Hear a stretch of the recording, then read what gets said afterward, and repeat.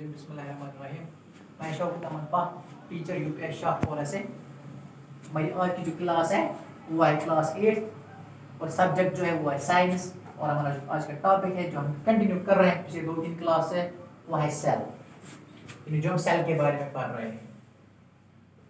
अब तक हमने पढ़ा कि cell is the basic unit of life. इसको डिस्कवर किया था रॉबर्ट हुक ने 1665 में।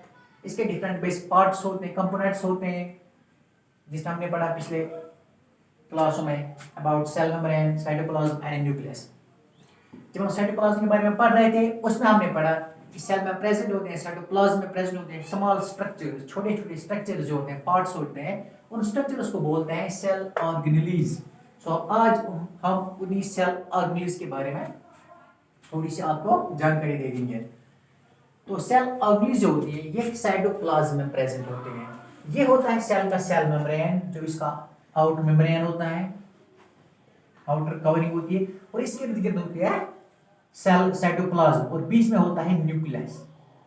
इस साइटोप्लाज्म में ये डिफरेंट स्ट्रक्चर्स प्रेजेंट होते हैं। इन स्ट्रक्चर्स को बोलते हैं सेल ऑर्गेनेलीज। इनमें कुछ स्ट्रक्चर्स ऐसे होते हैं जिनके इर्द गिर्द मेम्ब्रेन होता है, जैसे सेल मेम्ब्रेन होता है, और कुछ ऐसे होते हैं जिनके इर्द गिर्द मेम्ब्रेन नहीं होता है। ये जो ऑर्गेनेलीज हैं, ये जो स्ट्रक्चर्स हैं, ये हर एक स्ट्रक्चर, हर एक ऑर्गेनेल का अपना एक डेफिनेट फंक्शन होता है, अपना एक डेफिनेट रोल होता है सेल के सर्वाइवल में, सेल की फंक्शन में।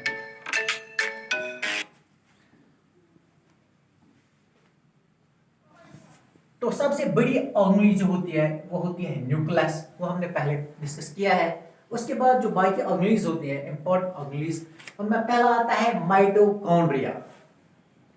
ये माइटोकॉन्ड्रिया जो होता है ये होता है सॉसर शेप, जैसे हमारे पास चमचा होता है, चमचा जो आगे होता है उसी के मानद होती है शेप ऑफ दिस माइटोकॉन्ड्रिया।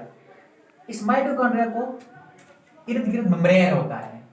इस माइटोकॉन्ड्रिया के इर्द गिर्द बिल्कुल ऐसे मेम्ब्रेन होता है जैसे सेल मेम्ब्रेन होता है। इस माइटोकॉन्ड्रिया को हम बोलते हैं power house of the cell. Mitochondria is called power house of cell. क्यों बोलते हैं पावर हाउस ऑफ सेल?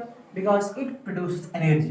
क्योंकि सेल में जो एनर्जी निकलती है, जो भी ग़िज़ा हम खाते हैं उसमें से जो एनर्जी निकलती है वो फाइनली निकलती है इसी माइटोकॉन्ड्रिया में। That's why this mitochondria is called power house of the cell, because it produces energy for the cell. यह ऑलमोस्ट हर सेल में प्रेजेंट होती है, प्लांट सेल में भी और एनिमल सेल्स में भी। उसके बाद दूसरी ऑर्गेनेल है, इसको बोलते हैं हम क्लोरोप्लास्ट।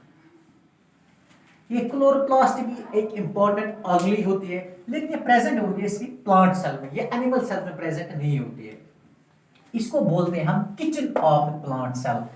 आपने देखा, आपको पता होगा जो प्लांट्स हैं वो अपना ग़िज़ा खुद बनाते हैं, वो ऑटोट्रॉफ्स होते हैं, वो अपना फूड खुद तैयार करते हैं। तो कहाँ पे तैयार करते हैं? वो यहीं पे तैयार करते हैं, इसी क्लोरोप्लास्ट में। यानी जो फोटोसिंथेसिस के जरिए जो फूड तैयार होता है वो एक्चुअली तैयार होता है इसी क्लोरोप्लास्ट में।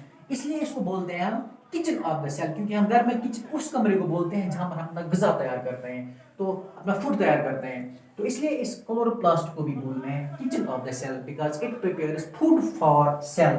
क्योंकि सेल जो अपने ग़िज़ा तैयार करती है वो इसी क्लोरोप्लास्ट में तैयार करती है, और इसके इर्द गिर्द भी मेम्ब्रेन होती है जैसे माइटोकॉन्ड्रिया के इर्द गिर्द होती है। तो ये क्लोरोप्लास्ट जो है ये एनिमल सेल में नहीं पाया जाता है, it's present only in plant cell. उसके बाद एक और ऑर्गेनेल होती है, इसको बोलते हैं राइबोसोम्स। ये मोस्टली न्यूक्लियस के नजदीक होते हैं। ये राइबोसोम्स छोटे पार्टिकल्स होते हैं विदाउट मेम्ब्रेन। इनमें मेम्ब्रेन, इनके इर्द गिर्द मेम्ब्रेन नहीं होते हैं, मेम्ब्रेन लेस होते हैं। इनको बोलते हैं प्रोटीन फैक्ट्री, क्योंकि जो सेल प्रोटीन्स तैयार करती है वो यही राइबोसोम्स के थ्रू वो प्रोटीन्स तैयार होते हैं। ये कनेक्टेड होते हैं विद द न्यूक्लियस, और जो प्रोटीन सेल तैयार करती है, हमारी बॉडी में जो प्रोटीन्स बनते हैं वो एक्चुअली बनते हैं राइबोसोम्स में। That's why they are called protein factory of a cell. उसके बाद और एक इंपॉर्टेंट ऑर्गेनेल आती है, इसको बोलते हैं गोल्गी बॉडी। इसके इर्द गिर्द भी मेम्ब्रेन होती है। इस गोल्गी बॉडी के इर्द गिर्द भी जो ये स्ट्रक्चर है इसके इर्द गिर्द भी ये भी कवर होता है मेम्ब्रेन से, जैसे माइटोकॉन्ड्रिया और क्लोरोप्लास्ट होता है। ये सेल को एक स्केलेटल शेप फंक्शन करती है, as skeletal of cell function करता है। ये जो है जैसे हमारी बॉडी में हड्डियां होती हैं उनसे एक शेप मिलती है, इसी तरह जो गोल्गी बॉडी है ये भी सेल को एक शेप देती है, उस शेप को मेंटेन करने में हेल्प करते हैं। थोड़ी सा हार्ड होते हैं, ये मेम्ब्रेन बाउंड होते हैं।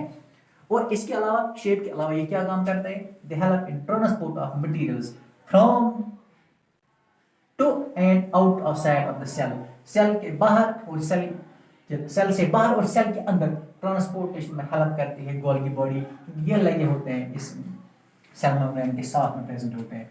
तो ये थे कुछ इंपॉर्टेंट सेल ऑर्गेनाइजेशन के बारे में हमने आपको कुछ जानकारी दी, mitochondria, chloroplast, ribosomes and Golgi body, ये ऑलमोस्ट बेसिक कंपोनेंट्स होते हैं, basic organisation of the cell होते हैं। तो आज के लिए हमारे ख्याल में इतना काफ़ी है। तो नेक्स्ट क्लास में इंशाल्लाह देखेंगे हम difference between plant and animal cell. So that's all for the day. Thanks.